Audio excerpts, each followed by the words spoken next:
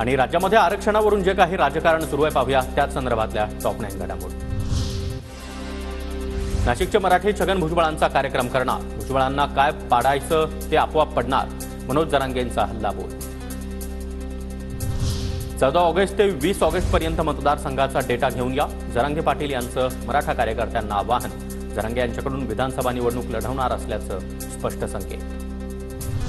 सिन्नरमध्ये जरांगेंचा ताफा अडवण्याच्या प्रयत्नामध्ये असलेल्या समता परिषदेच्या महिला कार्यकर्त्या पोलिसांच्या ताब्यात।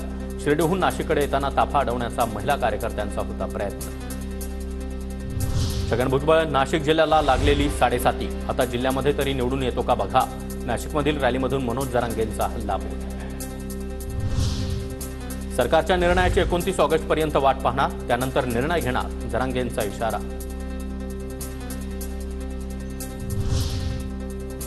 मागच्या दारानं आमदार झालेल्यांना आरक्षणाचा प्रश्न काय कळणार, त्यांनी ग्रामीण भागामध्ये फिरावं, फडणवीसांनी हात टेकले तर ते कोण, जरांगे पाटलांची प्रवीण दरेकर यांच्यावर टीका।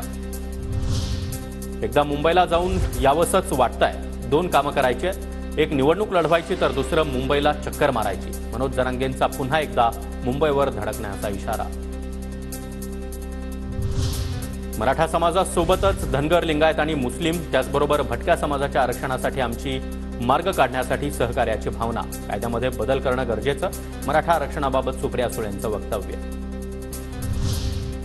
मनोज जरांगे यांच्या शांतता रॅलीचा नाशिकमध्ये समारोप, रॅलीच्या पार्श्वभूमीवर नाशिकमध्ये भुजबळांच्या घराबाहेर मोठा पोलीस बंदोबस्त।